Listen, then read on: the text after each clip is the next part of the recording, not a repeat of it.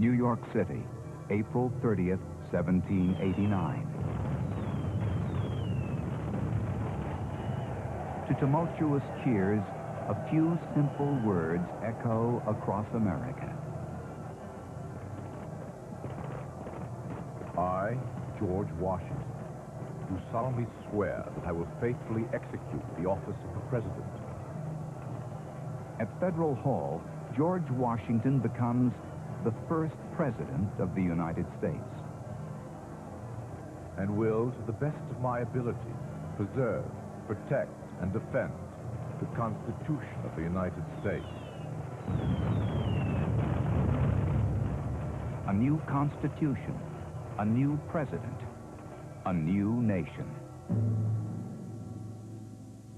But just hundreds of miles away, other nations lay dying.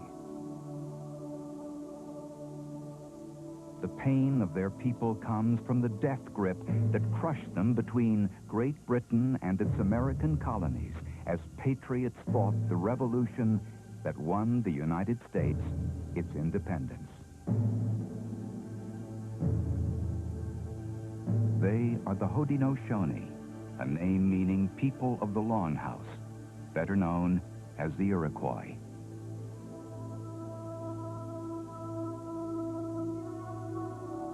The nations of the Iroquois Confederacy had been a powerful, influential force in colonial America. Their diplomatic and military skills, their numbers and unity had given them enormous strength. Now that unity was undone, their mighty league lay in tatters.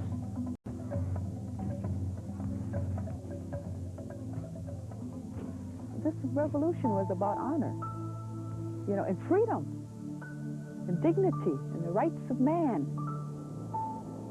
And here they were just absolutely pushing us off of our lands and starving us.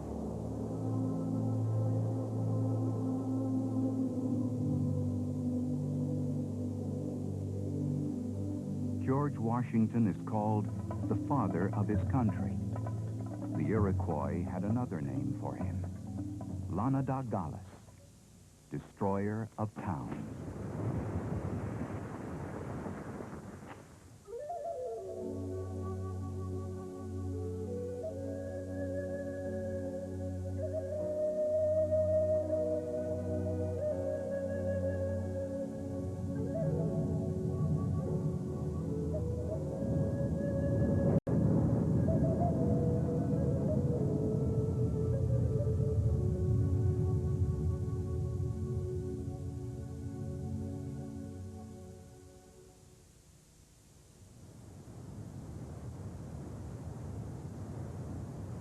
The waters of Niagara, New York State.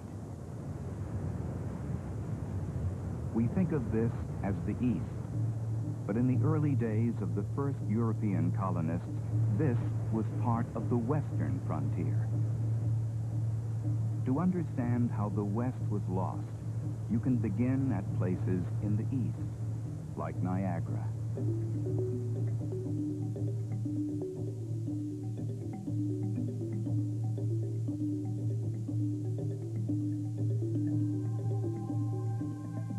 Hundreds of years before Europeans ever set foot here, the territory that is now New York was a place of unending, extraordinary beauty.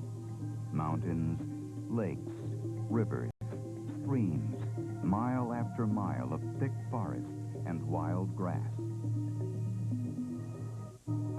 But it was not a land of peace.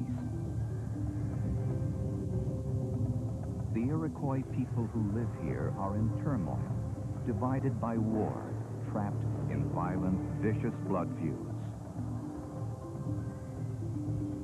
It was a time when our people simply were afraid to look into the next day for fear of what they would see. And there wasn't any hope at that point. It was a time when our men were abusing our women. Our women were abusing our children. It was a terrible, terrible period in our history.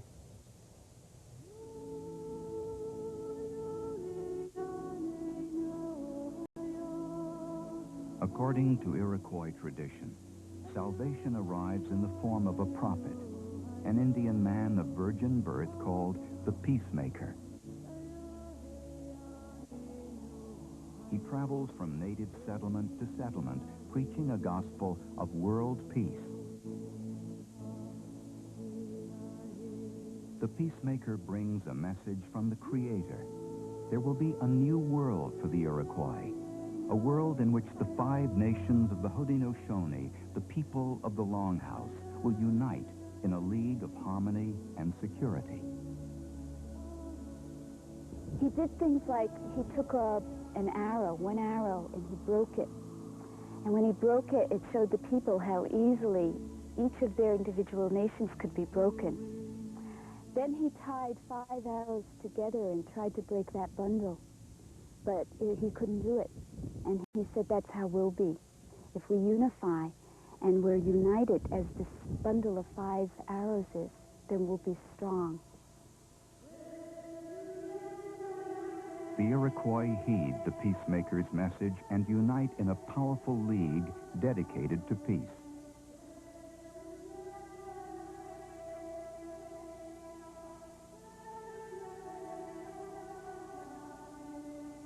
The 5 nations of this new Iroquois confederacy are the Senecas, the Cayugas, the Onondagas, the Oneidas, and the Mohawks.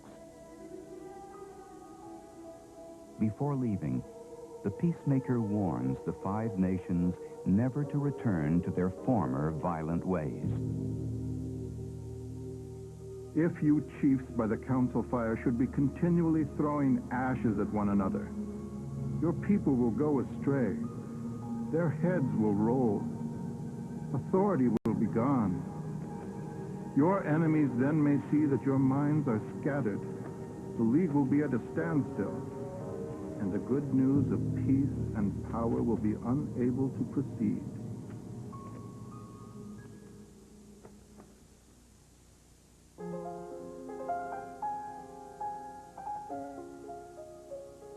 Committed to peace, the Iroquois enter an era of prosperity.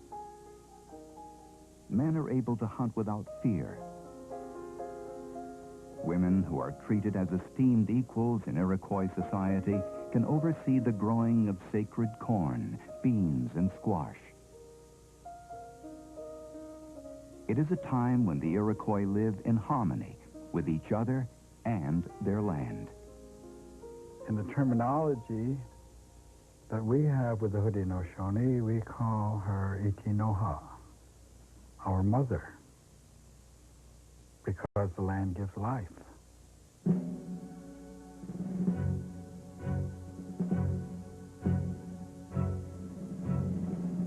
But life for the Haudenosaunee is about to take a dangerous and dramatic turn.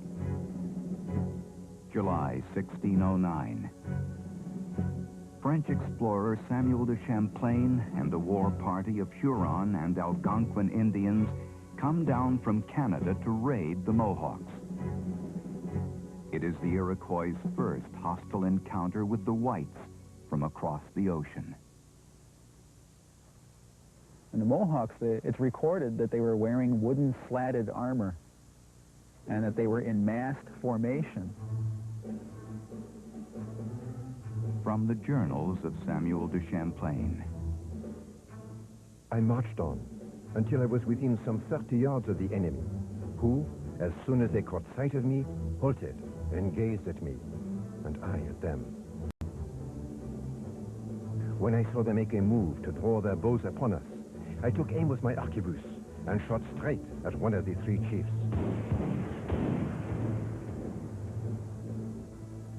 Well, they watched in horror as the musket balls just cut right through wooden armor and watched several of the party die. So while the French had a brief victory, it introduced the Mohawks to people who would shoot first and ask questions later. The French just somehow didn't understand that making peace and allies of the Iroquois would have been a better idea. Instead, they made them as enemies. But of course, this was all over the fur trade.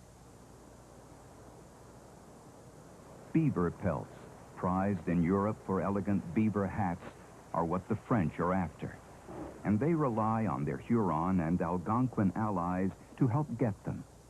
In exchange, the Indians receive metal utensils, blankets, and firearms. The Iroquois know that to stay alive, they too must get guns, make alliances, become players in the fur trade.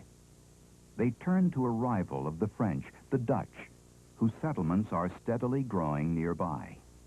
If they do not get guns from the Dutch, they will be overwhelmed.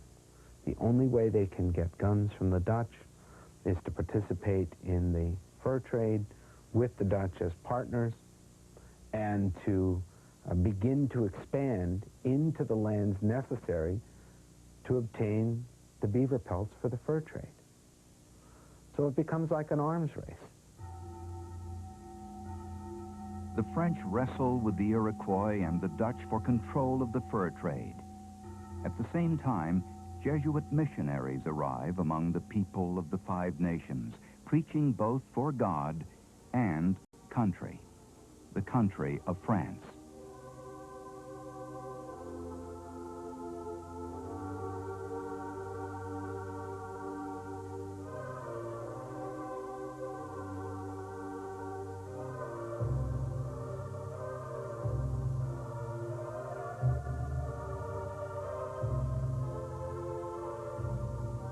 The Jesuit black robes bring more with them than the word of their God. They also bring killers, influenza and smallpox. They were confused. They were frightened. They were terrified by this thing that they didn't understand. And they, of course, associated the suffering with the arrival of the people from the East.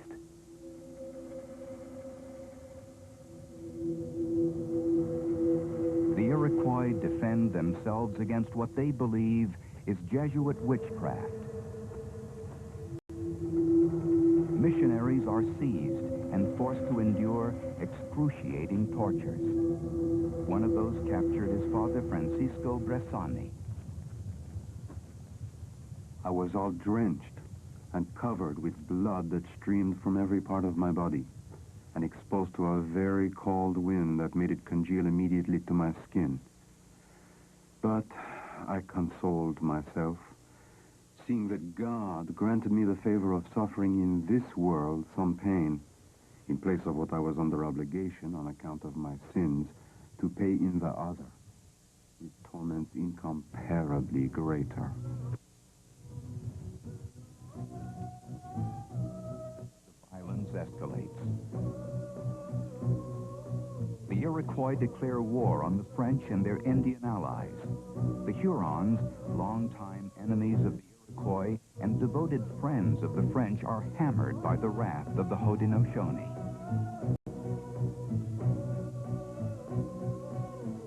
By 1650, the Hurons are nearly wiped out.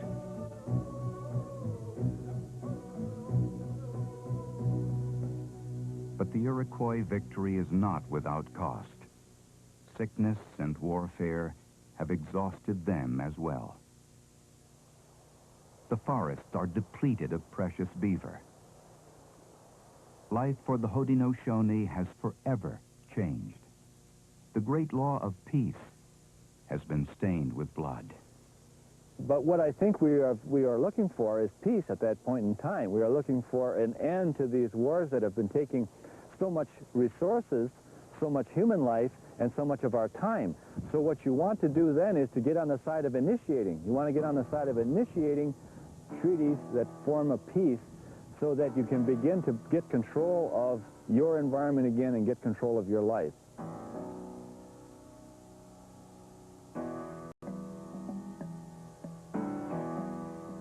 To regain control, the Iroquois Confederacy looked south along the Hudson River. In 1664, the Dutch surrendered their American territory to the British, who rename it New York. Traditional enemies of the French, The English are quick to recognize the advantages of an alliance with the Iroquois. Called the Covenant Chain, this relationship will determine the fate of North America. I think they came to grips with the knowledge that that they either accommodate this permanent presence or they fight with it, and there was no guarantee that they could win this fight. As a matter of fact, I think they realized they couldn't.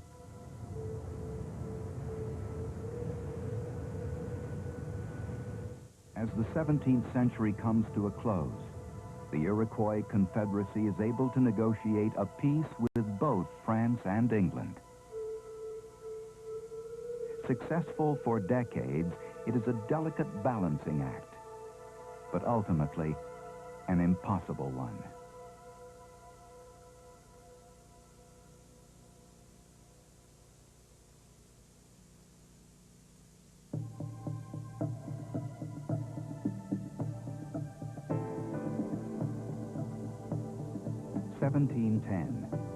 Three Mohawk ambassadors and a representative of the Mohican people are taken on a fantastic journey, a voyage of diplomacy across the sea to London.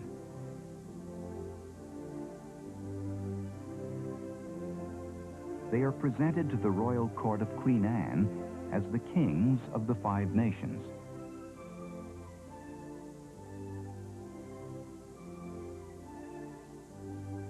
During their two-week visit, they are given tours of the British capital. They even attend a performance of Shakespeare's Macbeth. So they saw an incredible city. They saw the scope of another way of looking at the world. And I'm certain they came back moved by it. Geez, this is... these people are giants.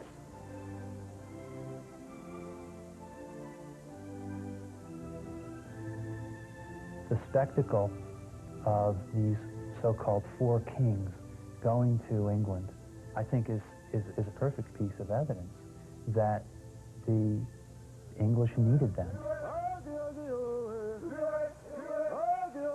The Iroquois world continues to change.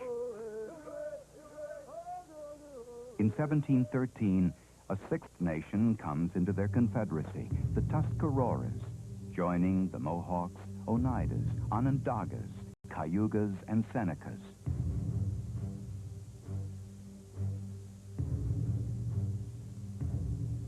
But as the size of the League expands, even greater is the colonial population explosion.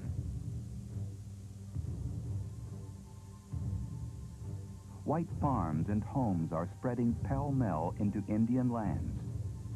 The Iroquois protest to the British, but it is difficult for the royal government to stifle the land lust of the American settlers. They were perplexed by them, they were astounded by them.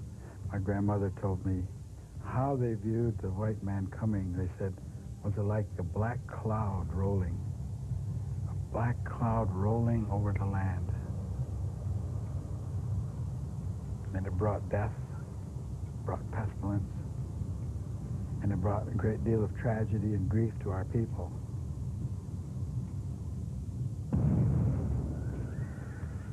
(1754). Britain and France are at war in North America. The French are supported by fighters from the Delaware and Shawnee nations. The English have their Iroquois allies. It is a long, bloody fight the British call the French and Indian War. Many settlers are killed or taken prisoner. One of them will lead a remarkable life among the Senecas. In 1758, 15-year-old Mary Jemison and her family are captured by a party of French and Shawnees. The others are executed, but Mary is spared. She is brought to the Senecas and adopted by two Seneca women to replace a dead brother. During my adoption, I sat motionless, nearly terrified to death at the appearance and actions of the company, expecting every moment to feel their vengeance and suffer death on the spot. was, however, happily disappointed when at the close of the ceremony the company retired and my sisters went about employing every means for my consolation and comfort. The war that has so shaken Mary Jemison's life has also shaken the Iroquois' ability to remain neutral. In frustration, Red Head, an Oneida chief, complains. We don't know what you Christians, French and English together intend. We are so hemmed in by both that we hardly have a hunting place left. We are so perplexed between both that we hardly know what to say or think. Redhead's complaint is addressed to a man who has enormous influence with the Iroquois Confederacy, Sir William Johnson. The British Commissioner of Indian Affairs, Johnson is a close friend of the Mohawks. He speaks their language and marries an influential Mohawk woman named Molly Brant. Together, they have several children. In councils with the Iroquois at his mansion, Johnson Hall, Sir William urges them to stand firm with England. Stand by your brethren the English. Don't break your covenant chains. Let not the French boastings deceive you. The English are slow to spill blood, but when they begin, they are like an angry wolf, and the French will fly before them like deer.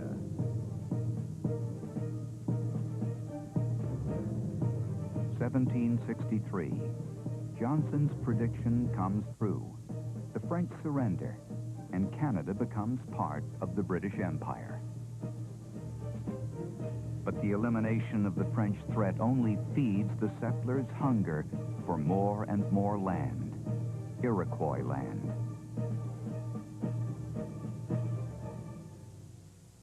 The British issue a proclamation barring white settlement west of the Allegheny Mountains. This greatly angers the colonials. To appease them, the British negotiate a treaty with the Iroquois at Fort Stanwix, New York. In exchange for an Indian white boundary, the Iroquois agreed to cede vast territory in central New York, Pennsylvania, and other lands to the south. It still doesn't satisfy the American colonials. And so they saw these lines established by proclamation and by treaty as cutting off a real sense of opportunity, a denial of their liberty. So to deny them access to that land was to deny them, in a sense, their liberty. And this would feed into this growing revolutionary debate, this revolutionary crisis that would explode in the 1770s. March 5th, 1770. British redcoats opened fire on a rock-throwing mob, killing 5 in what Americans are quick to call the Boston Massacre. Give me liberty, or give me death. The crisis has been simmering for years, but comes to a head when the British clamp down on American freedoms and try to eradicate the huge debts caused by the French and Indian War. They tax American settlers on everything from printed documents to sugar to tea. The colonials decry the taxes and other new British laws as unjust. The Boston Tea Party, at which the Sons of Liberty dressed themselves as Mohawks, was just one of the many protests stirring the American colonies. And it was explained to the Iroquois that it was the fight between the father and children.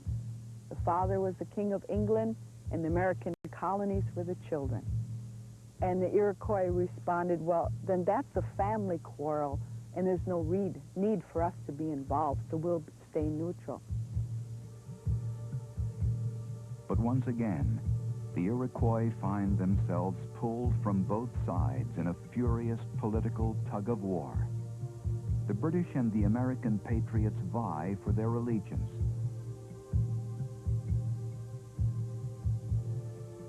Many Oneidas and Tuscaroras have come under the influence of a powerful pro-patriot missionary named Samuel Kirkland.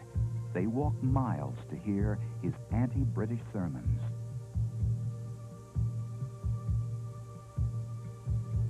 he was the one who convinced them the Americans were going to win this land in this war, and if they should be on the winning side, and that should be with the Americans.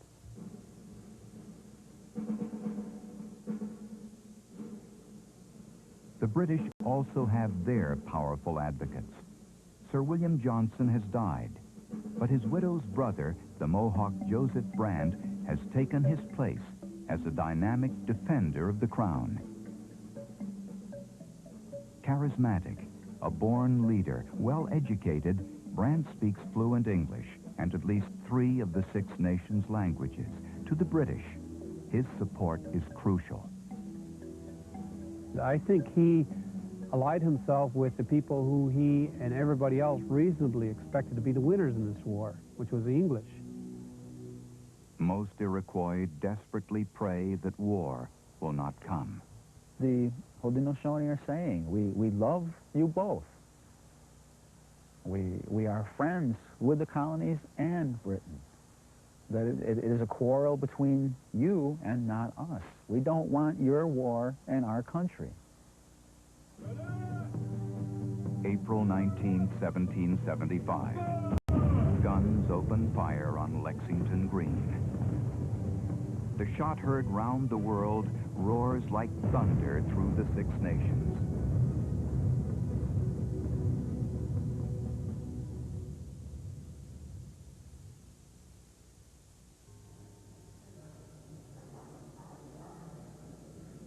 We hold these truths to be self-evident. That all men are created equal, and that they are endowed by their Creator with certain unalienable rights. That among these are life, liberty, and the pursuit of happiness. July 4th, 1776.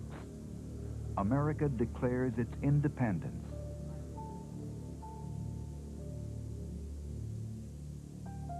Whatever joy these words give the American patriots cannot be shared by the Iroquois.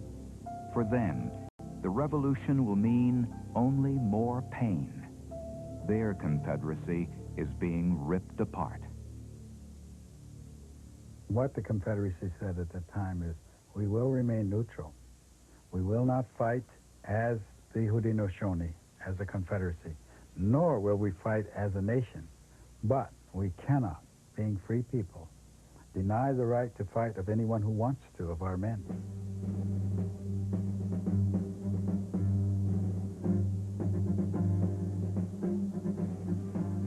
Summer, 1777. The American War for Independence rages across the Northeast, dividing families and friends. Reluctantly, the Iroquois have chosen sides. The Oneidas and Tuscaroras will fight for the Americans. But Joseph Brand has convinced some of the Mohawk and Seneca men to fight for their lands and against the Americans. The peacemaker's prophetic warning is coming true. If you chiefs by the council fire should be continually throwing ashes at one another, your people will go astray. Their heads will roll. Authority will be gone. In the fire of war, the nations are throwing ashes at one another. They have strayed from the path of peace.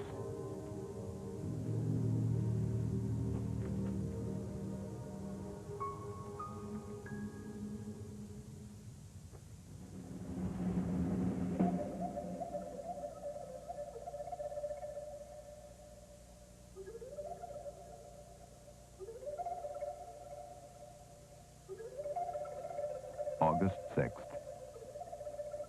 At Oriskany, in the woods of upstate New York, an American relief column is ambushed by British troops, Senecas, and Mohawks.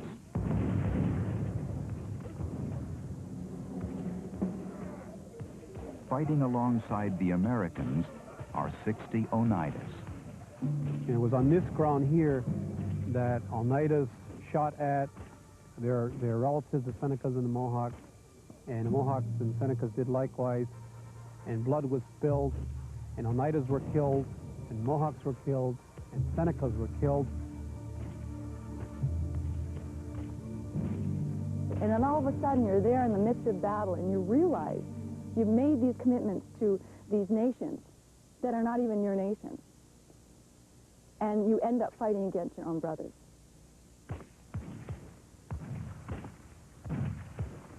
When we talk about blood, musket balls, a musket ball, about that big. When one of those things hits your flesh, it opens up a huge hole. And so it might enter here, and by the time, if it did exit your body, it would leave a hole like that. So just the nature of the wounds that people had, an incredible amount of blood. A man they call Black Snake later on would talk about how the creek ran red, with blood.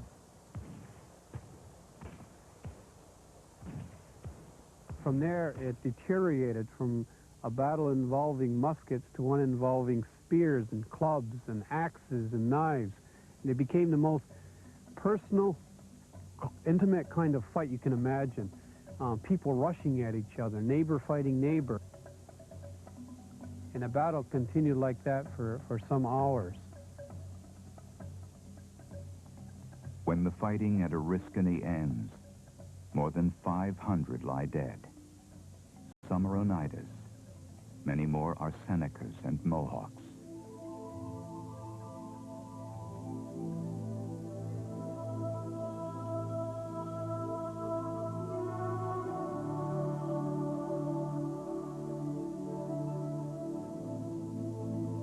Dreams that people had, that efforts that they had made to carry on the idea of the peacemaker was violated here in the most personal way. When you begin to murder and kill other Iroquois people, that means that we've surrendered the central part of our lives and the central idea of our lives. The message of the peacemaker was such that we should live in peace and harmony with each other. And here at Oriskany, that idea was breached.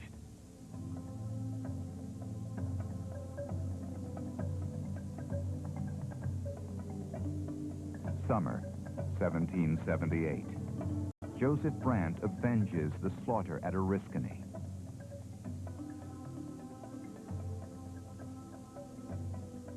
With British support, he leads the Senecas and Mohawks on a bloody campaign against their Oneida cousins and their American allies.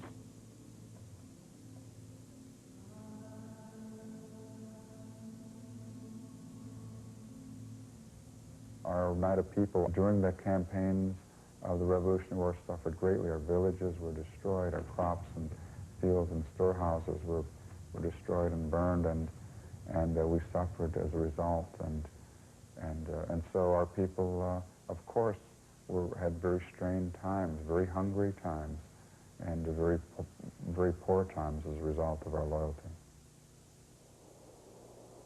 And yet, their oral history speaks of how Chief Shenandoah and other Oneidas risked death to feed General George Washington's starving Continental Army during that terrible winter at Valley Forge. Shenandoah and a group of Oneidas walked to Valley Forge with several hundred bushels of corn. Oral tradition goes that if it weren't for this one saving act, that one deed of kindness by Shenandoah and his men that brought the bushels of corn to Valley Forge, that we'd probably be living under British rule. 1779. Attacks by Joseph Brant and other pro-British Iroquois are hampering the flow of food and supplies to the Continental Army. And exaggerated reports of Indian massacres have the American public clamoring for action. George Washington decides to go on the offensive. Washington concluded that he could end this problem by destroying Iroquois itself. This was a kind of campaign of destruction that he didn't carry out in any other part of America. And it seemed to violate, you know, fundamental rules of conventional warfare. Washington takes special aim at the troublesome Senecas. The object will be effectually to chastise and intimidate the hostile nations, to cut off their next year's crops, and do them every other mischief which time and circumstance will permit. The country must not be merely overrun, but destroyed. You will listen to no overture of peace before the total ruin of their settlement is effected. August 26, 1779. More than 5,000 men and officers under the command of New Hampshire General John Sullivan set out from Tioga, Pennsylvania. There is virtually no resistance to Sullivan's campaign.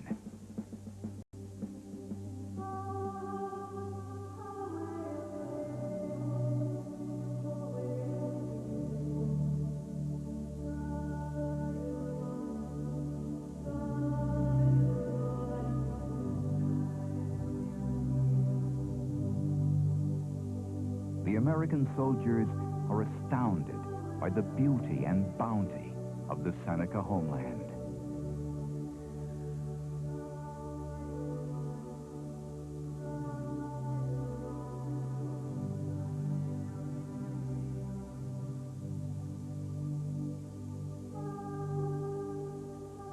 When they arrive in the Seneca country, they find these beautiful homes. They find the finest cornfields. They find the finest orchards of peaches and apples. And what they do is they set fire to everything, anything that can sustain life. They burn it.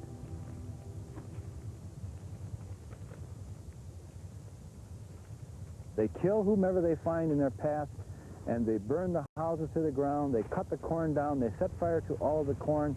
They destroy anything that is edible.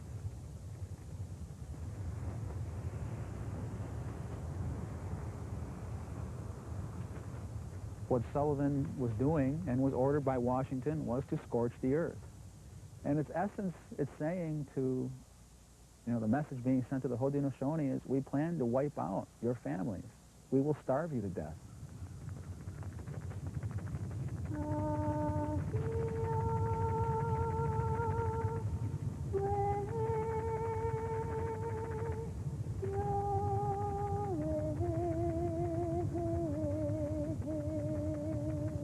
Mary Jemison, the adopted white sister of the Senecas, watches in horror.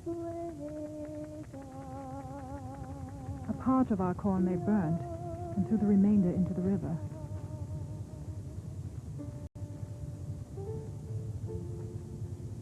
They burnt our houses, killed what cattle and horses they could find, destroyed our fruit trees, and left nothing but the bare soil and timber.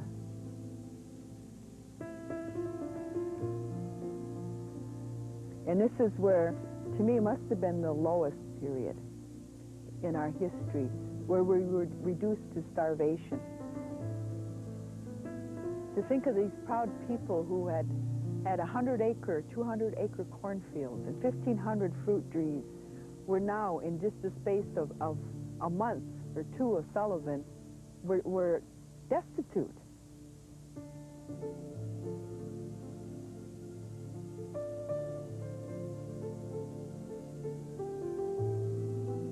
From the diary of General Sullivan.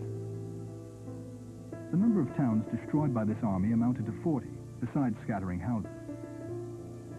The quantity of corn destroyed at a modest computation must amount to 160,000 bushels, with a vast quantity of vegetables of every kind. I flatter myself that the orders of which I was entrusted are fully executed. Many of the Senecas flee west to safety near Britain's Fort Niagara. But Sullivan's destruction hasn't annihilated the Senecas and the other Iroquois.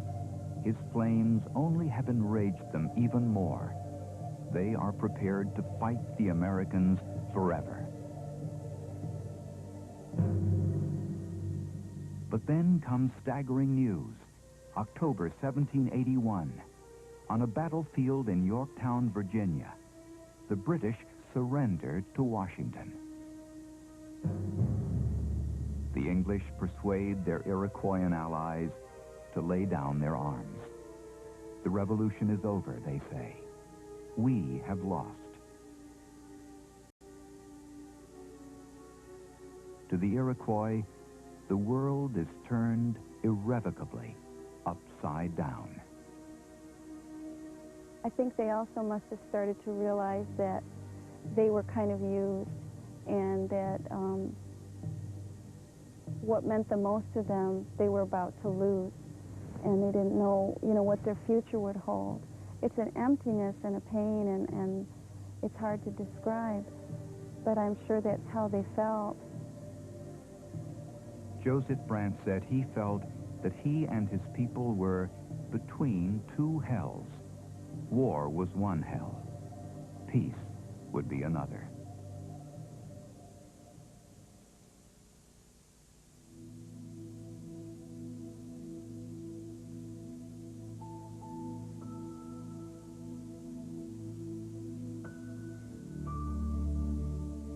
(1783).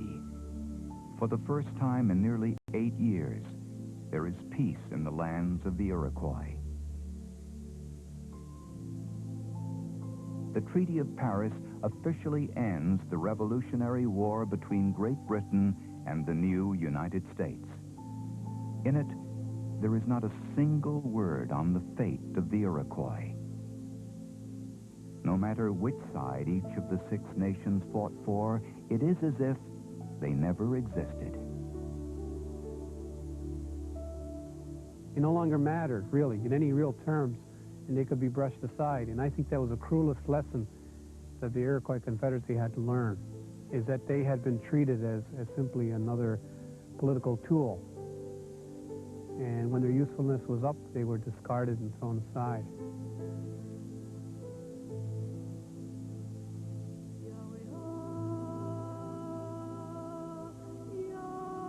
The war a thing of the past, the American push westward resumes in reckless earnest.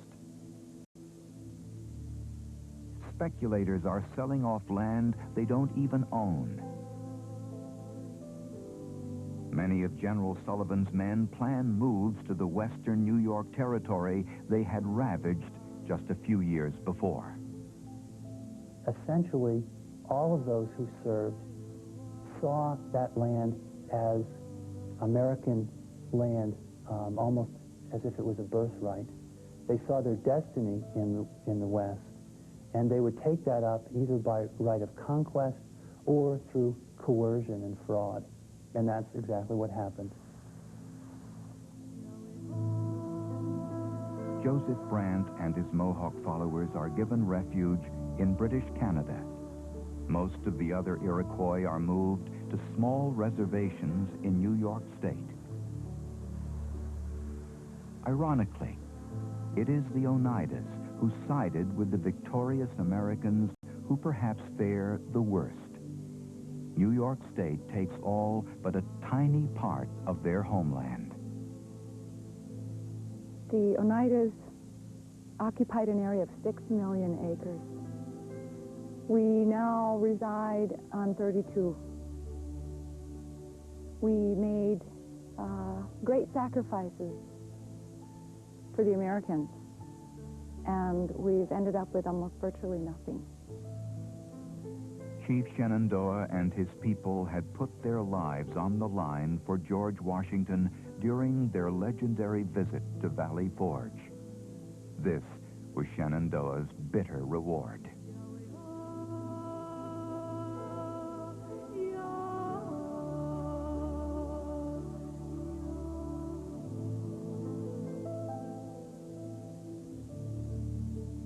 There was a speech just before he died where he said, "I'm an aged hemlock.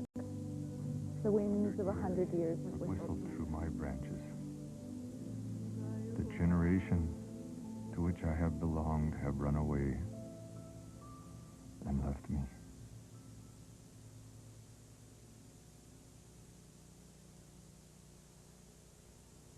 Very sad way to go.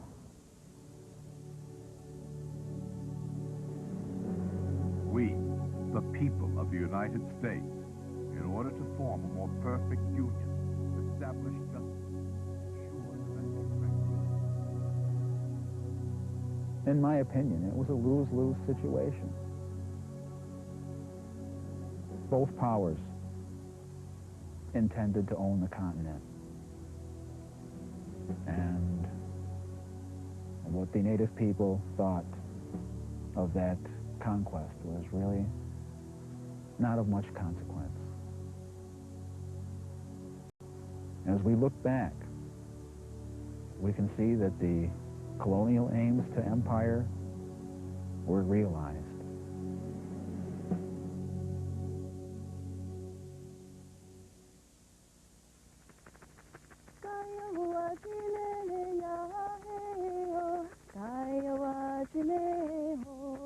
Today, most Iroquois still believe and follow the non-violent teachings of the peacemaker.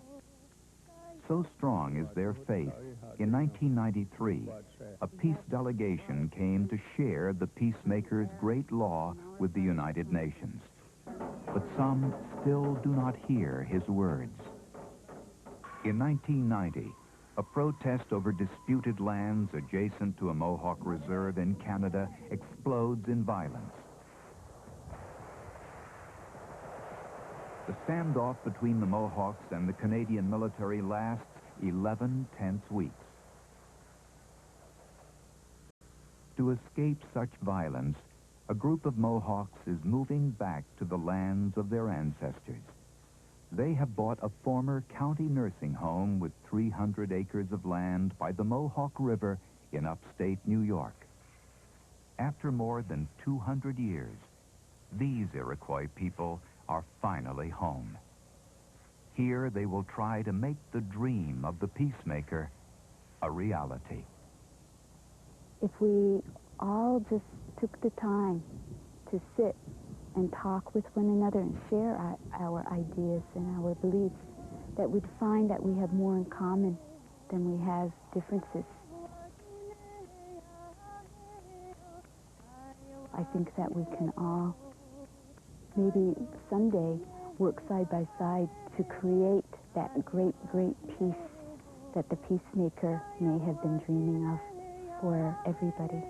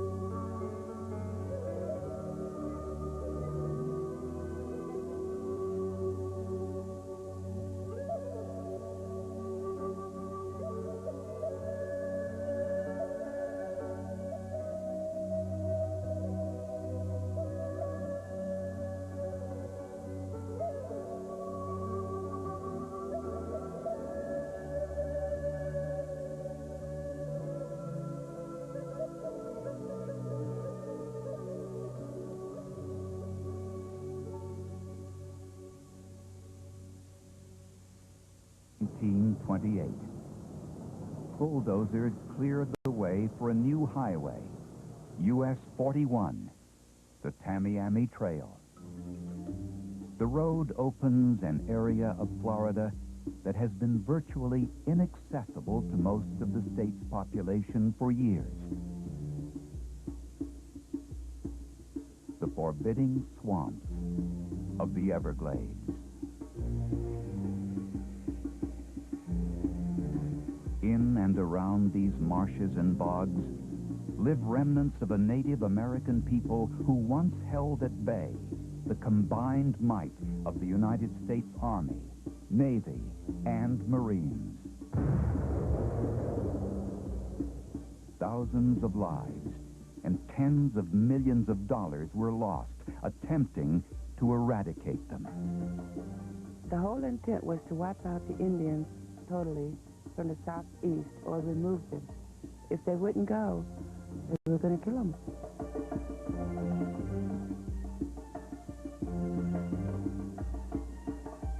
But the people of this land, the Seminoles, stood and fought. They waged a hit-and-run guerrilla war unlike anything America had ever before experienced.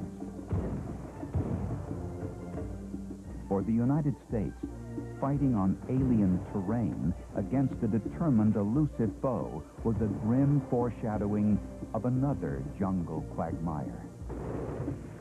One that would baffle U.S. forces in Southeast Asia more than a century later. If you corner an alligator or a rattlesnake, they tend to turn around and bite you or fight back for survival. The Seminole Indians were the same way.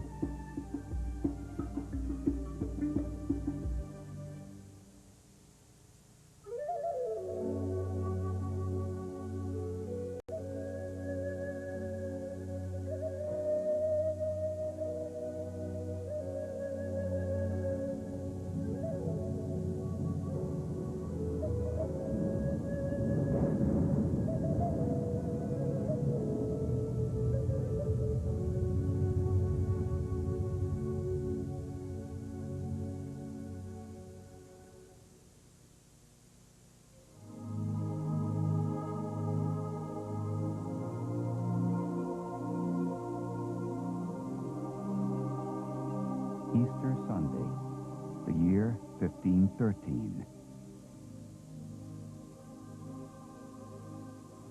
Juan Ponce de Leon, a Spaniard who had once sailed with Columbus, sets foot on a mysterious land he names after the Easter Feast of Flowers, Pascua Florida, Florida.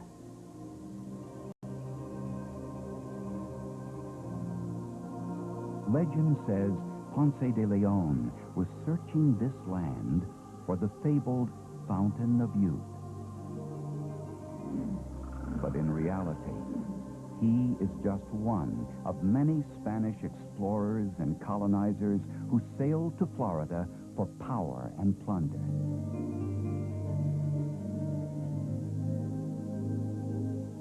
Hernando de Soto, Panfilo de Narvaez, Cabeza de Vaca, the conquistadors marched through Florida, determined to dominate the so-called New World of North America. They were for glory, God, and gold. There was nothing else in the equation, nothing else. And that was what the native people experienced.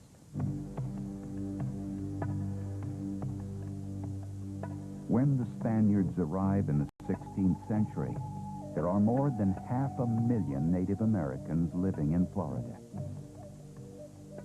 Such people as the Appalachians, the Timucuans, and the Calusas.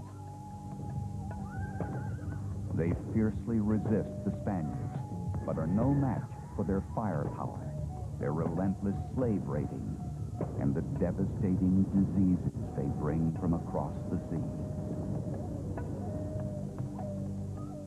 In fewer than 200 years, hundreds of thousands of Florida natives are dead.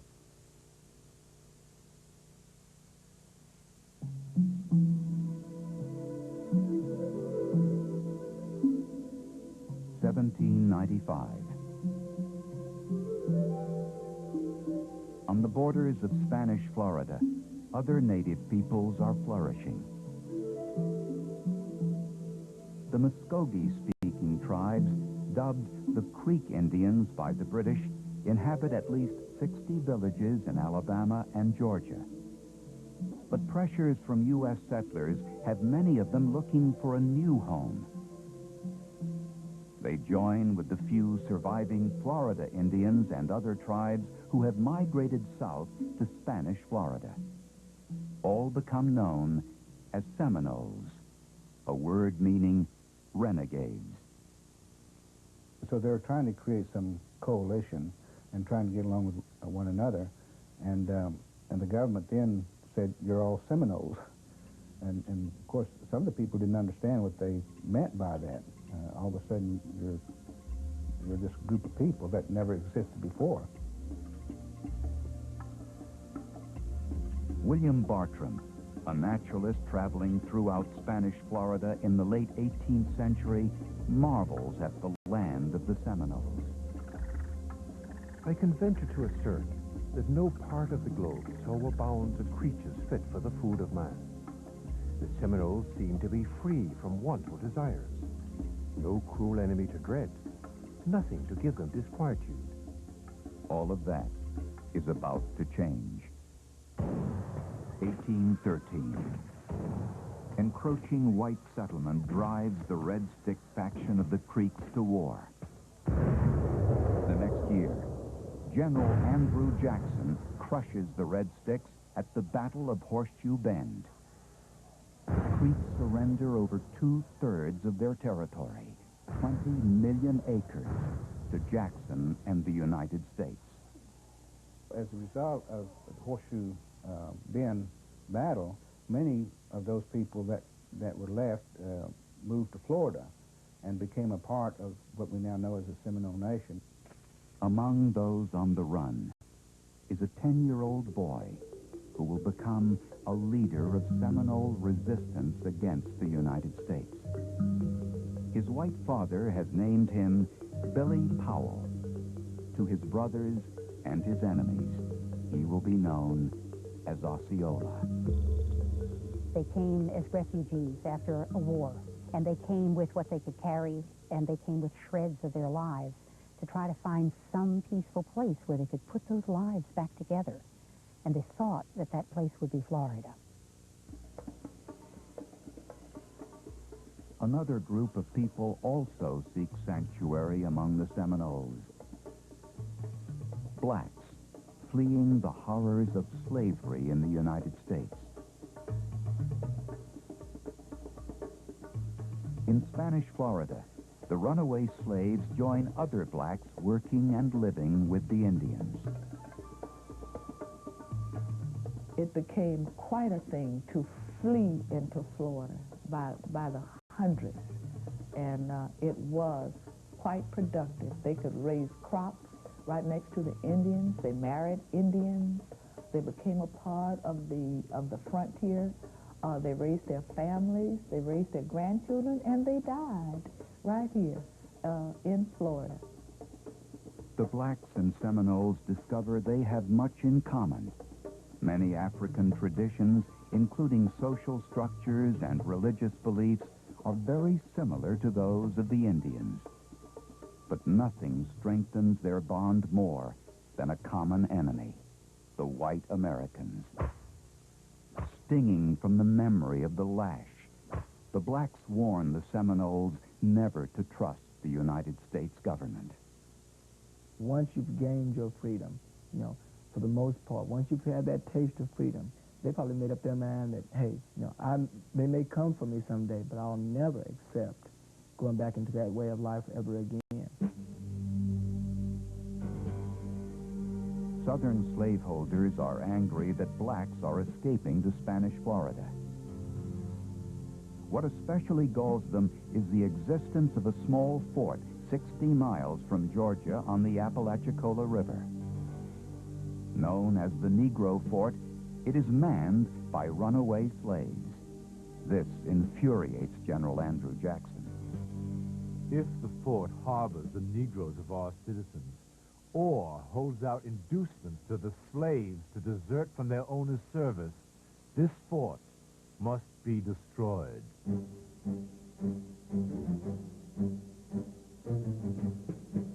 Acting on his own and blatantly invading the territory of another country, Jackson orders an attack.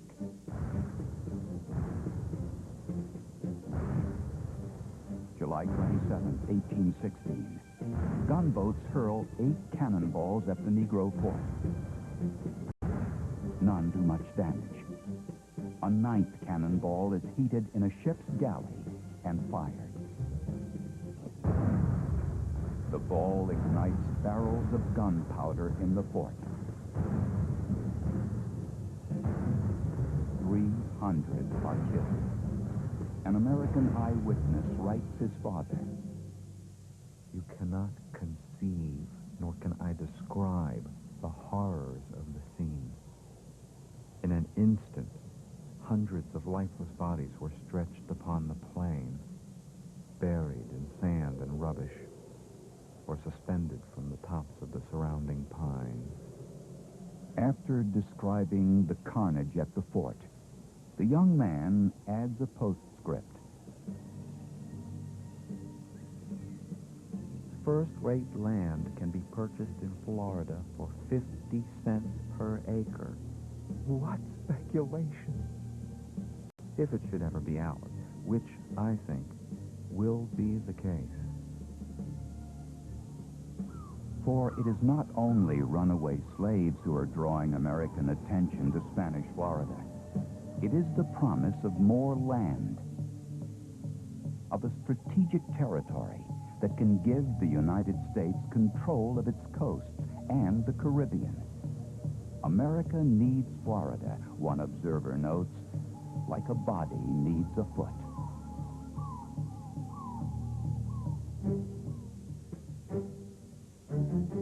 (1817). The Secretary of War gives Andrew Jackson permission to invade the Spanish territory. Once again, the Creeks and Seminoles face the wrath of Old Hickory, the man they call Sharp Knife. What could they think? But he has come for us. He's followed us. He's found us. And there's no running further. We don't have any place else to go. We either hide or fight. Jackson's troops torch Indian houses and towns and seize the city of Pensacola, all without a formal declaration of war. The Spanish government, weakened by other foreign conflicts and colonial revolts, cannot put up a fight. In 1819, Spain cedes its Florida territory to the United States. Andrew Jackson thinks he has wiped out the Seminole problem. But though their homes may be gone, the people live still praying for peace. The Seminoles did want to be left alone. They wanted to be what I would consider just to live as they have lived for the past centuries. To be free. But an impatient America will not let them be.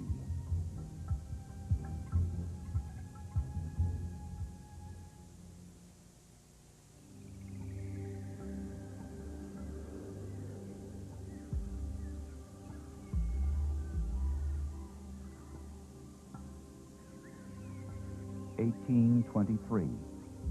Florida is now part of the United States, and its white citizens constantly clamor. The Seminoles are in the way. They must go, preferably west of the Mississippi River. The Seminoles do not understand why everyone cannot coexist, but they agree to meet with United States officials at Moultrie Creek near St. Augustine to discuss a government mandate that they be moved to a reservation in the center of the Florida Peninsula.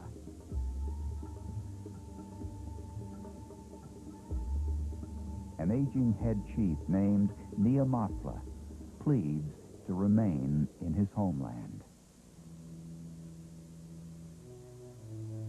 We hope you will not send us south to a country where neither the hickory nut, the acorn, nor the persimmon grows. I am attached to the spot improved by my own labor, and cannot believe my friends will drive me from it. Despite Neamatla's plea, the Seminoles say they will move to the reservation.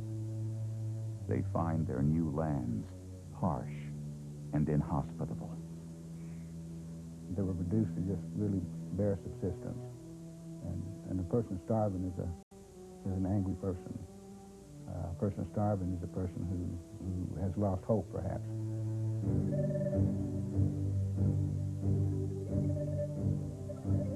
Many of the Seminoles refuse to stay on the reservation. Hungry and frustrated, from time to time, they raid towns and plantations, further infuriating white Floridians.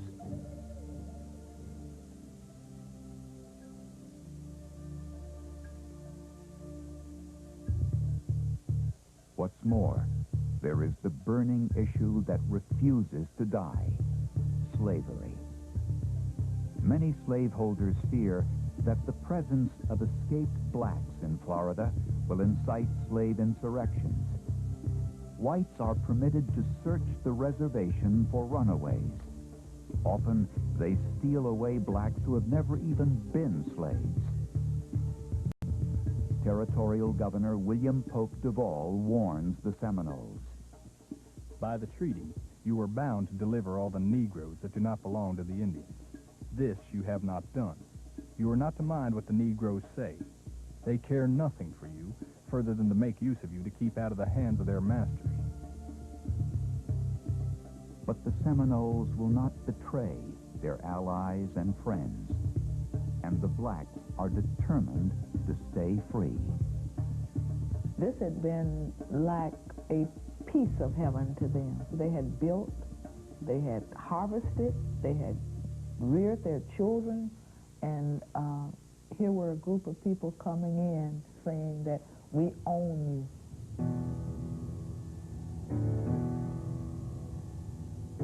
1830. Their old nemesis, Andrew Jackson, is now President of the United States. Congress passes the Indian Removal Act. Forced migration westward across the Mississippi must begin now.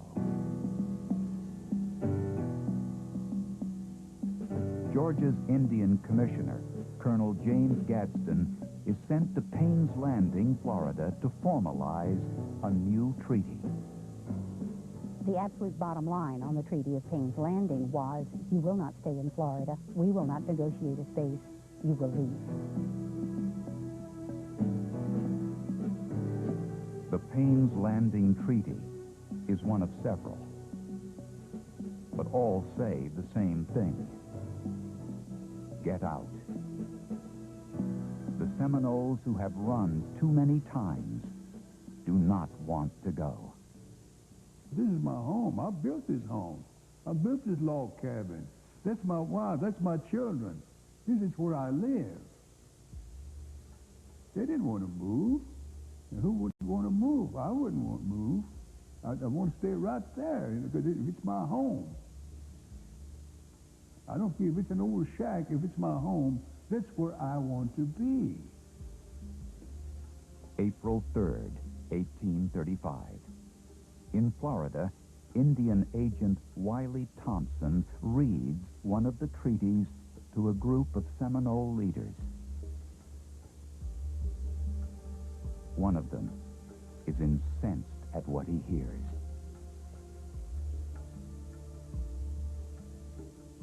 The white people got some of our chiefs to sign a paper to give our lands to them. But our chiefs did not do as we told them to do. They done wrong.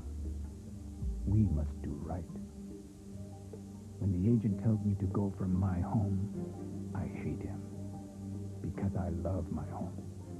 And I will not go from it. He is Osceola, the man who as a boy fled Andrew Jackson and his soldiers. Like most Seminoles, Osceola had hoped to coexist peacefully with the Americans in Florida. But Thompson's message of removal leaves him bewildered and enraged. I believe that this is the moment when everything changed in Osceola's mind. This is the moment when Osceola said to himself, Thompson will pay.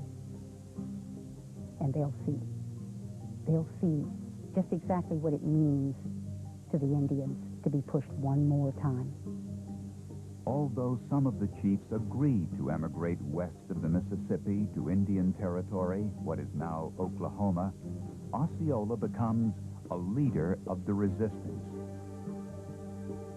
The black Seminoles, fearful of returning to slavery, side with him. Osceola knows that only drastic action will show Seminole resistance is real. He helps plan a series of actions that will prove they mean business. Thursday, October 26, 1835. Charlie Amasa, a Seminole leader, is riding back to his camp with money the government has given him to emigrate. Osceola shoots Charlie Amasa dead. He leaves the body on the trail, the money strewn around the corpse. It is a message. This is what happens to those who betray their people and homeland. What a lot of people don't realize is that Charlie Amasa and Osceola were friends. They were close.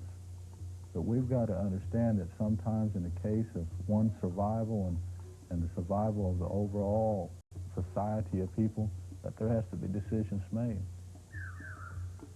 Friendship will not stand in the way of Osceola's fierce determination, and he will exact punishment on the Indian agent who has so arrogantly insisted that the Seminoles vanish west.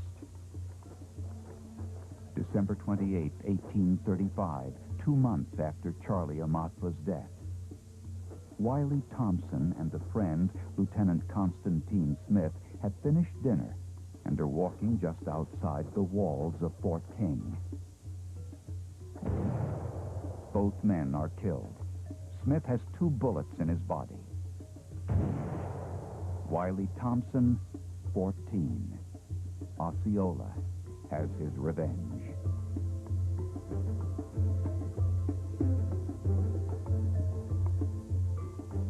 I think they just took all they could take.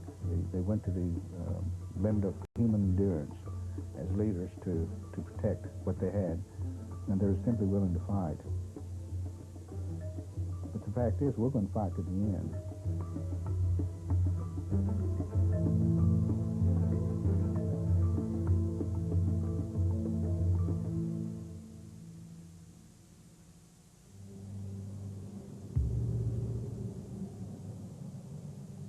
Evening, December 27, 1835.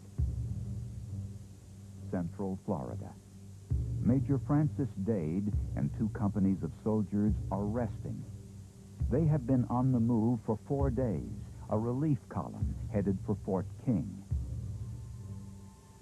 So far, the trip has been uneventful.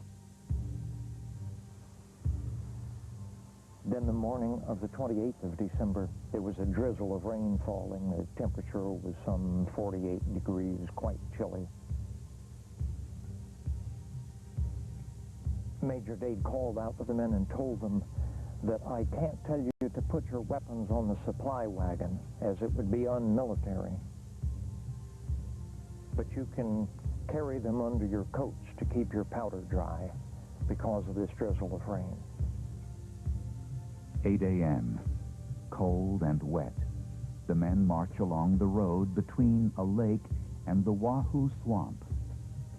Major Dade assures them they are safe. We have now got through the danger, he says.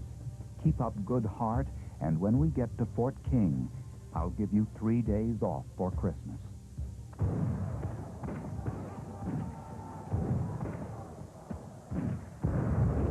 And in the next moment, quite literally, out to the north and out to the west, all alongside this column of men, what looked to them like 1,000 Seminole Indians stepped out from behind the pine trees, rose up from the palmetto, and at point-blank range, they fired into the faces of the command strung down this road.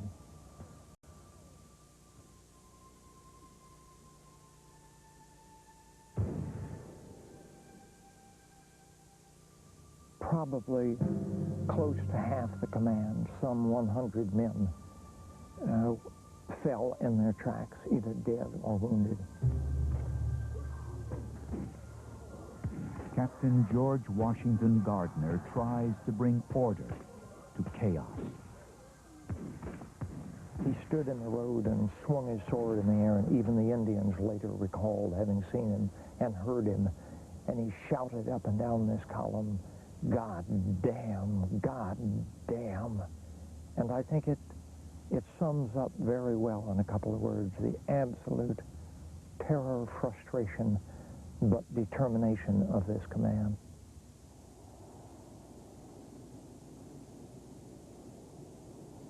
Several hours after the battle began, all but one of Dade's men are dead.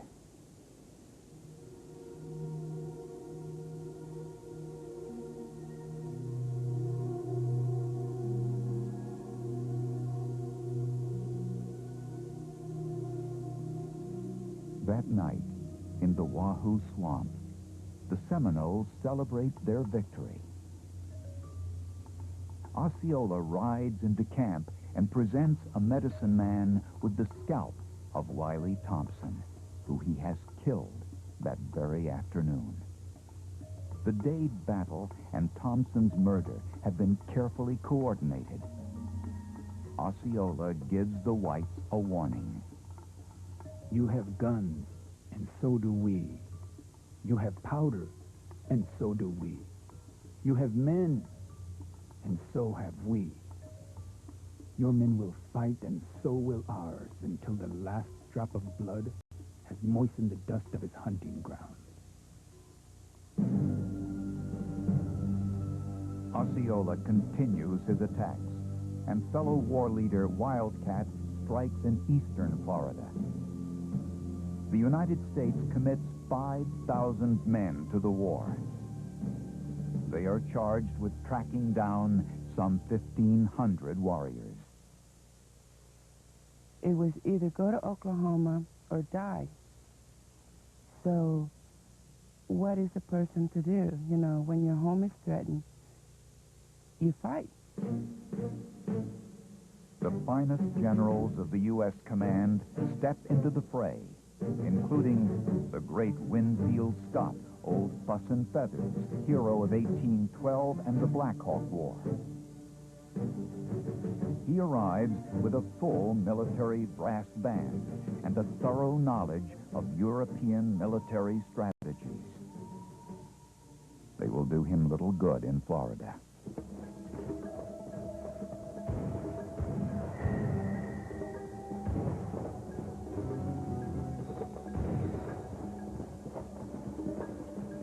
It was actually one of the first forms of true jungle guerrilla warfare that the military ever really experienced.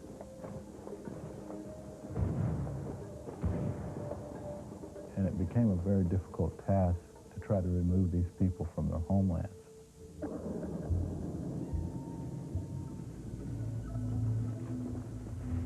The military strides in, only to find itself bogged down in mud and antiquated tactics. The blue of their uniforms, the noise they make. The men are walking targets. It was so bad that men fought the terrain almost as much as they fought the Indians. The climate, the fact that it was either abysmally hot or abysmally cold, that when you were cold you were also wet, and when you were hot you were also wet. The fact that they were never quite walking on land, but they weren't quite walking in water, made this a really difficult place to be. 3 generals, including Winfield Scott, go down in defeat. December 1836, General Thomas S. Jessup takes command of 8,000 soldiers and volunteers. His orders: beat the Seminoles with whatever it takes and ship whoever's still alive out to Indian Territory.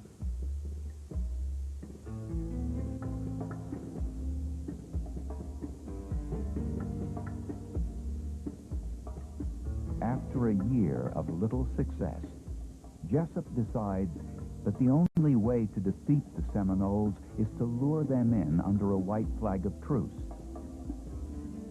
Tricked into believing the army wants to talk peace, hundreds of war-weary Seminoles are captured and sent west. Another violation, another lie, another way of protecting our land in a less than noble way. But to be taken over under a flag of truce was unthinkable.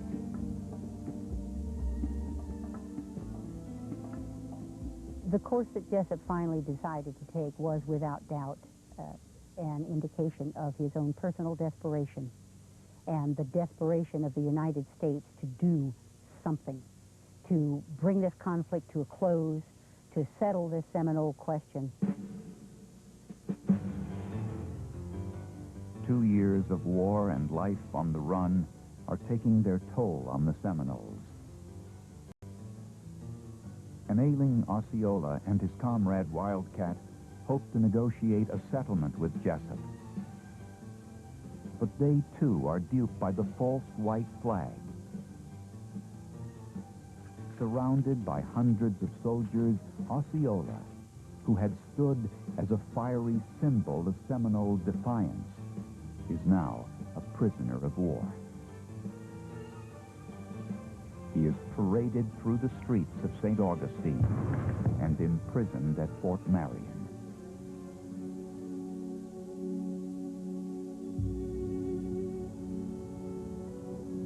December 1837.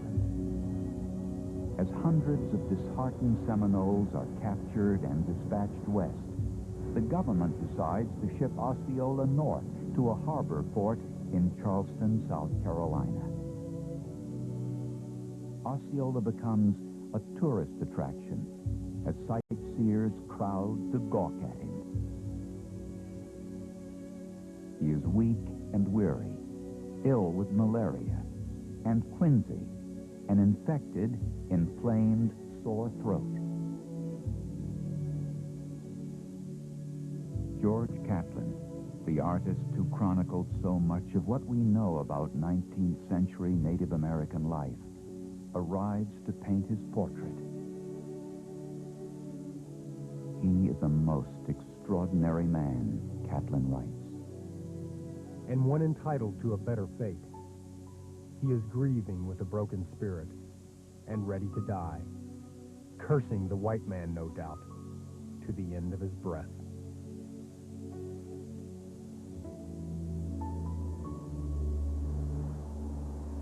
January 30th, 1838.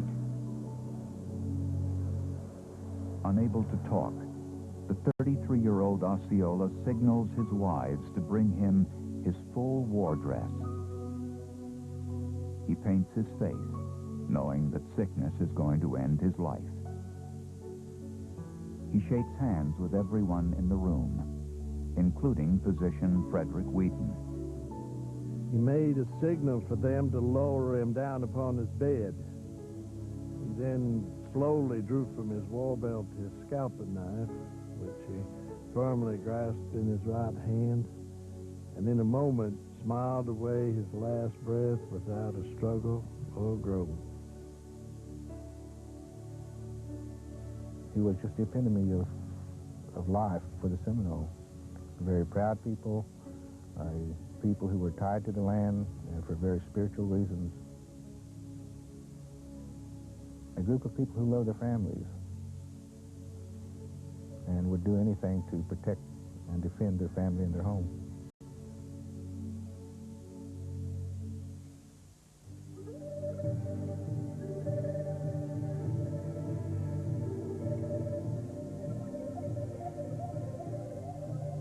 Although Osceola has been the emblem of their fight to stay in Florida, his dying does not end the struggle.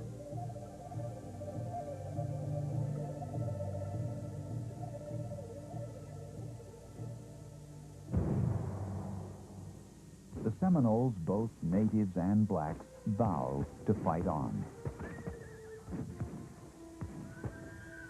Wildcat, the Seminole leader who had been captured with Osceola, had succeeded in a daring escape from the Fort Marion prison. These people believed that they were going to die anyway, and so they fasted and got to the point where they were pretty small and was able to scale the wall and to loosen the bars, take them out.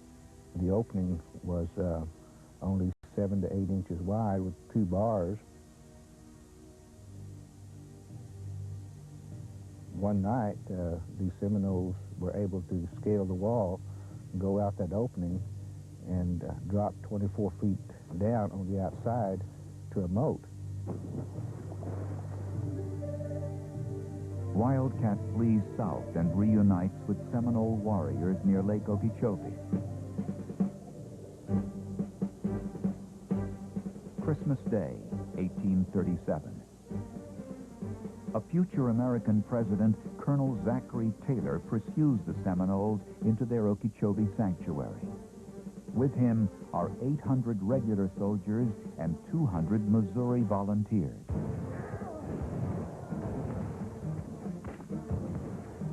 At the first volley from the Seminoles, the volunteers flee. But Taylor's regulars stay in line. The Battle of Okeechobee is the largest of the war, the last time the warriors and soldiers will meet in such numbers.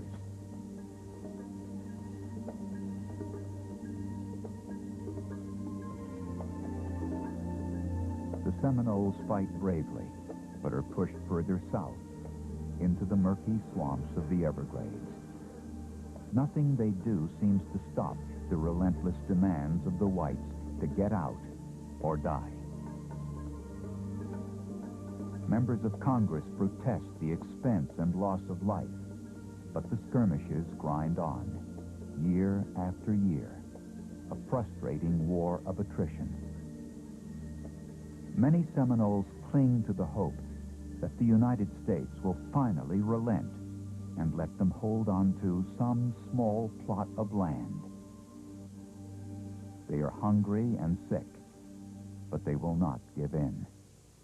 You couldn't keep a child who was under 3 years old because they had to eat.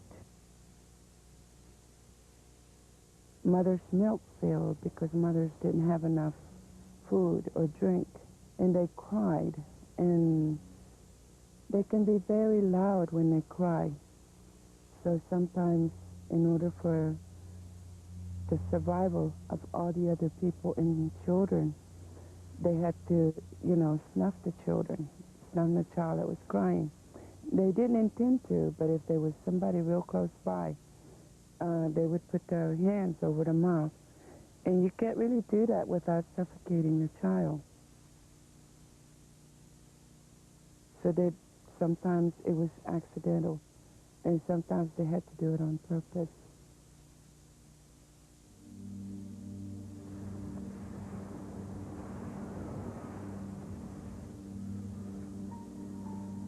One by one, many of the Seminoles decide there is no alternative to immigration.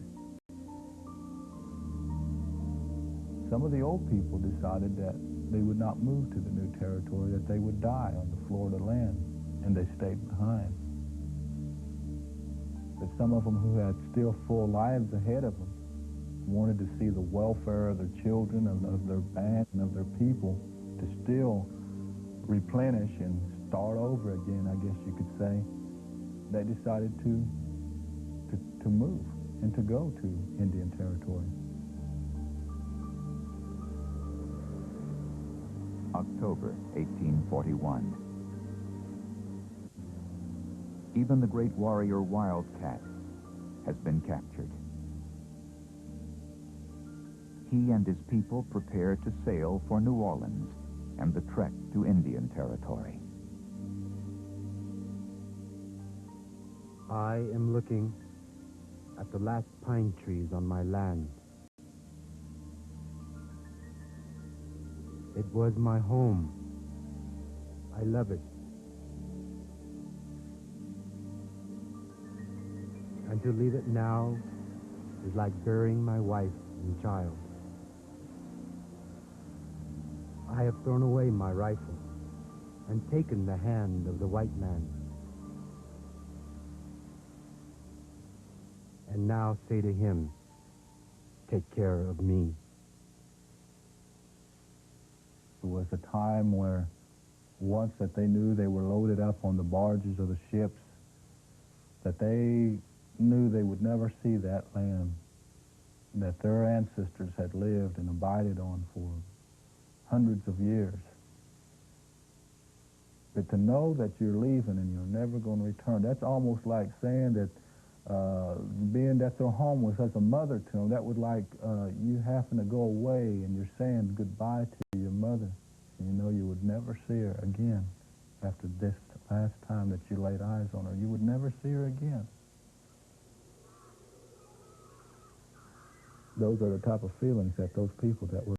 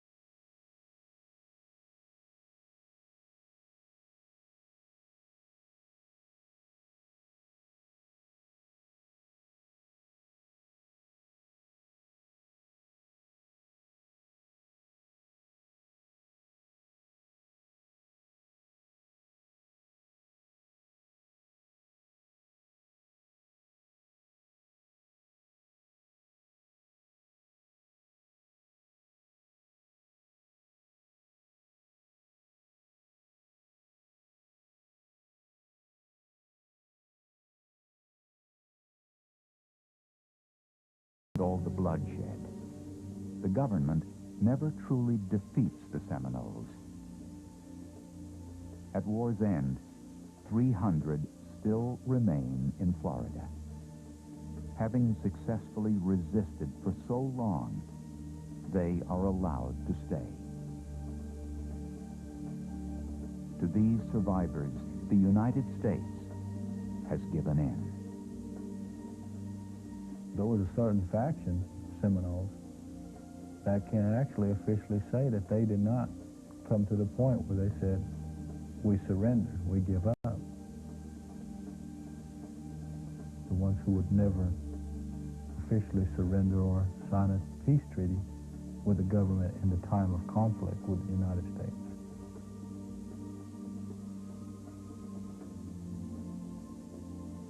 They became the ones who would be known as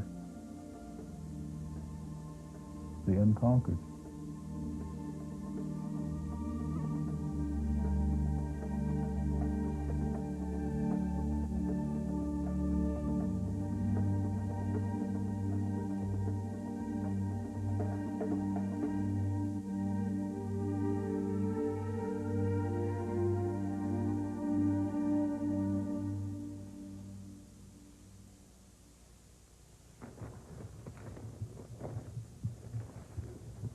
Today, almost 3,000 descendants of the unconquered Seminoles still live in Florida. Another 11,000 are in Oklahoma, the old Indian territory. Now, along the Tamiami Trail, the Florida Seminoles lure tourists. The alligator that he has there would weigh a little over 200 pounds. And the war they wage is economic. 61. Bingo halls have helped revive an economy that was dependent on cattle and citrus. Gambling brings in the bulk of the tribe's $30 million annual revenue.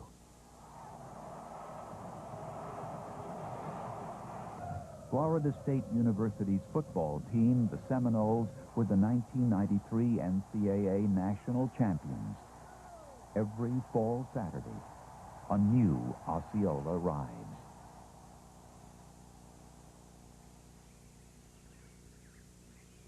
But when the games are over and the sightseers back home, this remains. In the face of overwhelming military might, the Seminole tribe never died.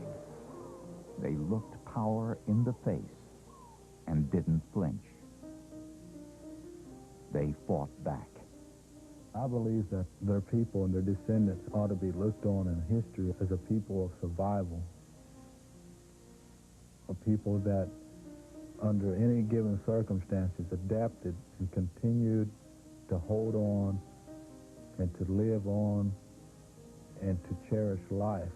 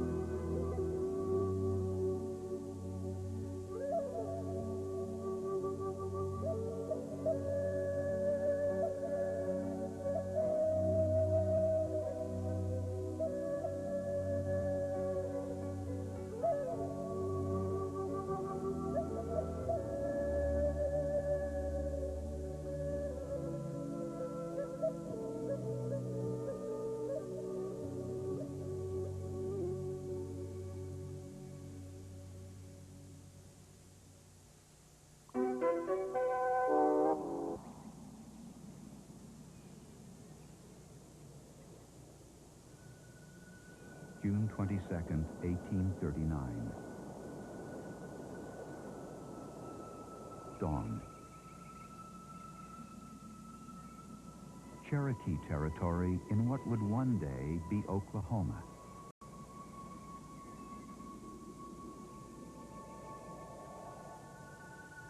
Three of the foremost citizens of the Cherokee Nation, educated men, men of stature and substance, meet their ends violently. Some say they are criminals, justly executed. Others say they are patriots murdered in cold blood. Whatever the truth, these deaths are the final turn in the tragic events that have wrenched the Cherokees from their homeland and forced them on a journey that history would call the Trail of Tears.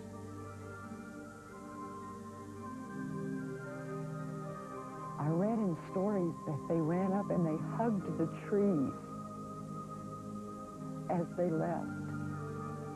And every time I come back here, I look around and it's so beautiful here. You know that they grieved. You know that they did.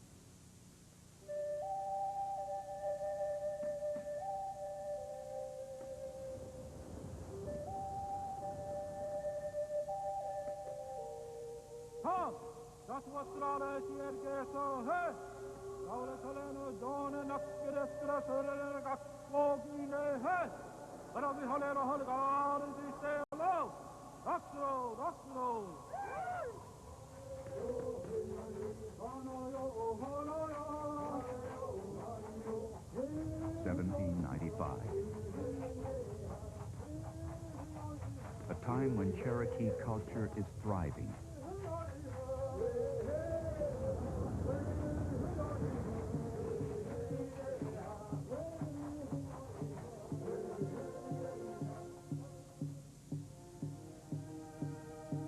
But for the Cherokees, it is also a time of intense change.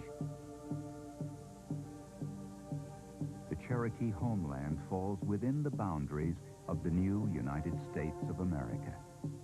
During the last century, they have surrendered 2/3 of their original holdings to first the British and then the Americans. But they still claim large parts of Kentucky, Tennessee, Alabama, North Carolina, and Georgia. There was just huge timber with no underbrush, just clear open woods.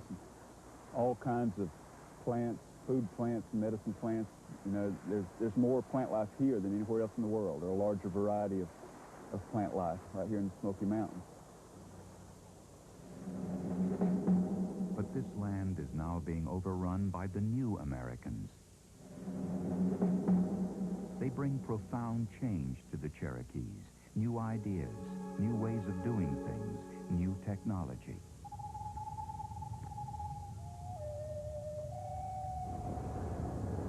The Cherokees alternately war on their new neighbors and try to live with them in harmony. But nothing slows white demands for more Cherokee land.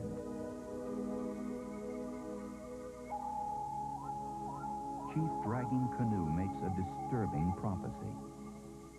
Finally, the whole country which the Cherokees and their fathers had so long occupied will be demanded, and the remnant of the Aniawia, the principal people, once so great and formidable, will be compelled to seek refuge in some distant wilderness.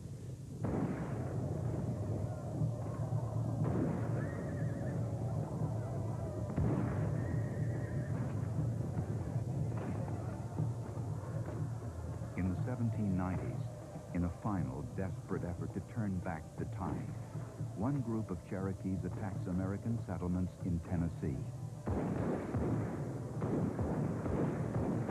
One of these raids almost takes the life of a lawyer, land speculator, and future U.S. President, Andrew Jackson. Not less than 12 men have been killed and wounded in this district. One question I beg leave to ask. Why do we attempt to treat with savage tribes that will neither adhere to treaties nor the law of nations? But President George Washington signs a peace treaty with the Cherokees, hoping they will someday blend into the general population.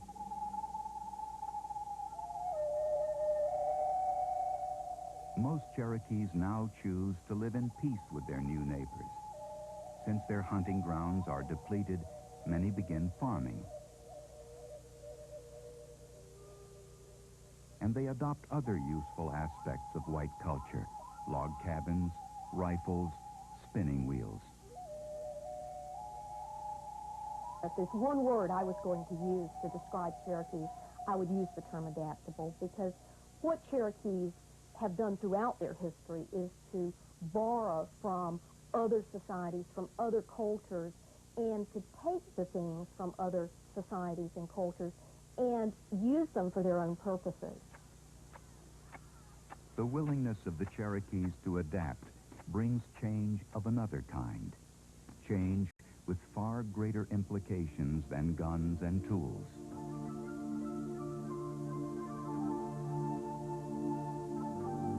Scotch-Irish immigrants arrive as traders and settlers. They often marry into the Cherokee clans. Among the offspring of these unions is a man with the soul of a Cherokee and the tenacity of a Scotsman, John Ross. He came from a mixed family, his father being from Scotland, his mother being only a quarter-blood Cherokee, making him only 1/8 by blood. But he was raised in a Cherokee way. Ross will one day lead his people in their pursuit of unity and nationhood. But nationhood is not what America has in mind for the Cherokee people. Most Americans, even those sympathetic to the Cherokees, like Thomas Jefferson, believe they should be moved west. And there was, I think, particularly in the Jeffersonian writings, a sense that there was a place out there past the Mississippi in which the Indian could be the Indian and would be forever removed.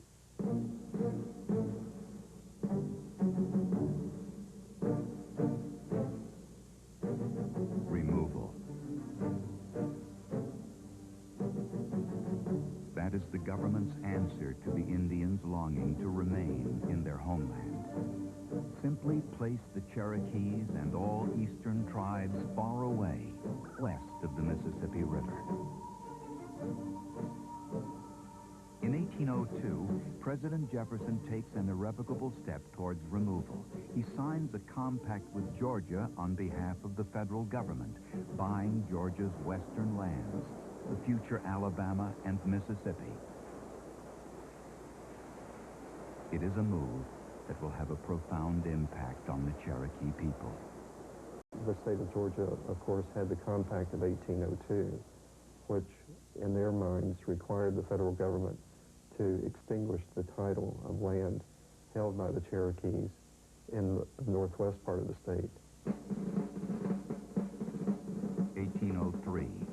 President Jefferson nearly doubles the size of the United States with the Louisiana Purchase.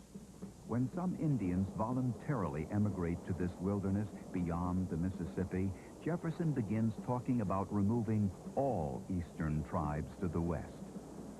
But the Cherokees realize removal is just another way to evict them from their homeland. And for some Americans, it isn't fast or certain enough. In 1805, the U.S. bribes a corrupt Cherokee chief named Doublehead. He signs a treaty ceding more than 8,000 square miles of Cherokee land in Kentucky and Tennessee.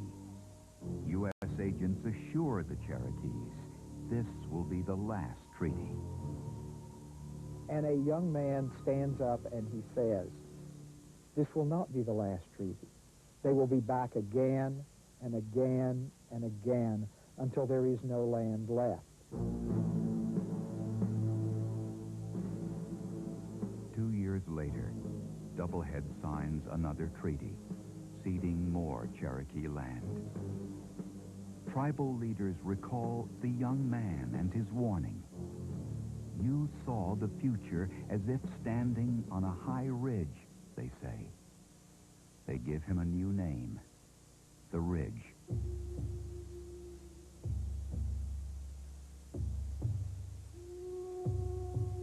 Doublehead is punished for his betrayal of the Cherokee people and for ceding land to the United States.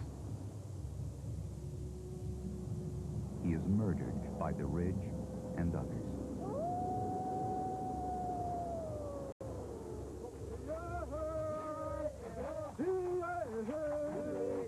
But the Cherokees know they cannot stop land cessions with tribal laws alone.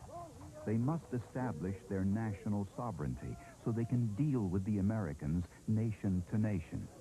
They create a national council. The Ridge and John Ross are among those elected, along with several other mixed bloods. While the Cherokees deal with the Americans through diplomacy, other Indians do so through warfare. August 1813. A violent faction of the Creek Indians, the Red Sticks, kills more than 400 settlers in Alabama. To fight the Creeks, the state of Tennessee raises a volunteer force commanded by its toughest Indian fighter, Andrew Jackson. The Cherokees offer to help him fight the Creeks, and Jackson accepts. If we get the Cherokees engaged with the Creeks, they will be obliged to be friendly with us to preserve themselves, and fear is better than love with an Indian.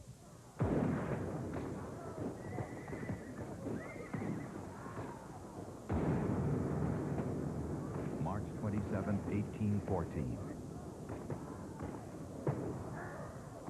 At the Battle of Horseshoe Bend, over 300 Cherokees helped Jackson defeat the Creeks. Among the Cherokees at the battle are the Ridge. Jackson names him a major, and the young aide named John Ross. And it was, in fact, the Cherokee involvement in the Battle of Horseshoe Bend which was the deciding factor in that victory where the power of the Red Stick Creeks was broken. And the Cherokees were instrumental in winning that battle for Jackson, and in fact, saved his life during that battle. Instead of rewarding his Cherokee allies, Jackson betrays them. As war reparations, he demands not only Creek land, but some Cherokee territory as well. It was a very frightening thing, and it spurred them to action. They came together to form a national government. The Cherokees transformed their national government, using the U.S. system as a model, creating a bicameral legislature and setting up a treasury. John Ross, John Ridge, the major son, and Elias Boudinot rise to positions of power. All are educated in white schools. They are part of a generation that helps the Cherokees make spectacular cultural change in the 1820s. A striking example is the syllabary, the Cherokee alphabet devised by Sequoyah. It forms the basis of the first written language created by a Native American people. He said to himself, well, I can do that. I have a language, I can talk it, and I can come up with symbols that would represent the sounds that we make, and that can be the writing language. So within less than a year after Sequoyah brought the syllabary to the National Council in 1821, almost the entire nation was literate. And it was a great gift. Widespread use of the syllabary leads to many advances for the Cherokee people.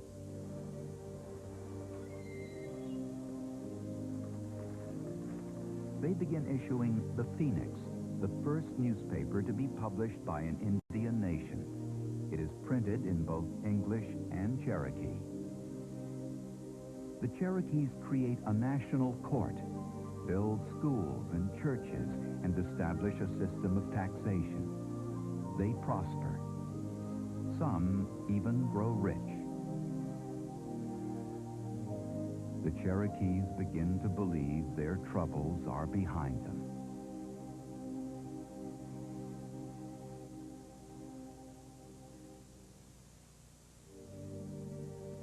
(1825).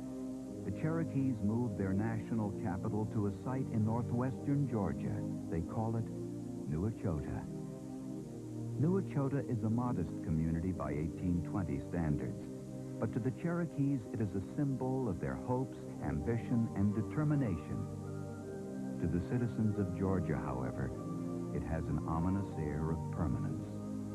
They felt they had a moral imperative. It was a just cause, a religious crusade on their part to remove the Indian people from their homeland. Despite Georgians' fears, the Cherokees continue their march toward full nationhood. They adopt a written constitution and elect their first principal chief, John Ross.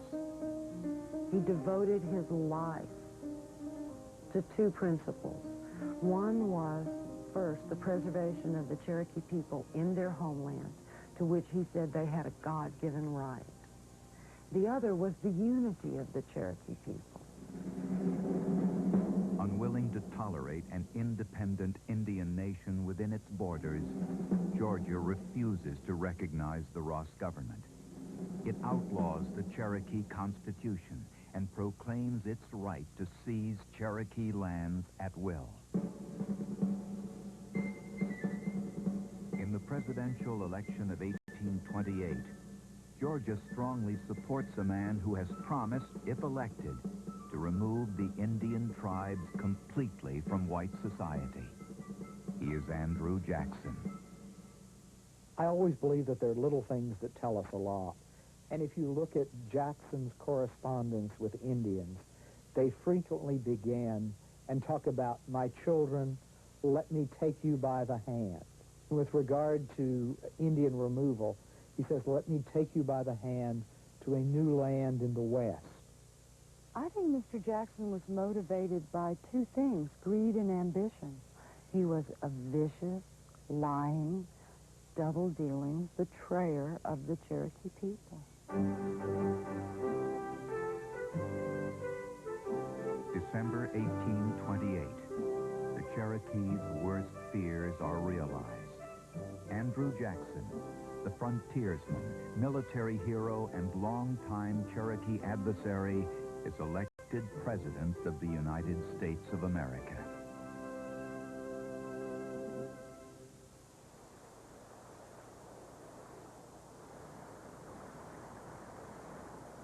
Spring 1829. An important discovery is made on Cherokee land in Georgia. For the Cherokee Nation, however, it is not a stroke of good luck. And this gold that was discovered up there, like I say, it wasn't very much, and it wasn't a very good grade of ore. But it was enough to drive the white man crazy and give him the gold fever, almost to the same extent as what happened in California in the late 1840s. Within a year, 3,000 uninvited, unwelcome, unruly white prospectors invade the Cherokees' Georgia gold fields. They show no signs of leaving.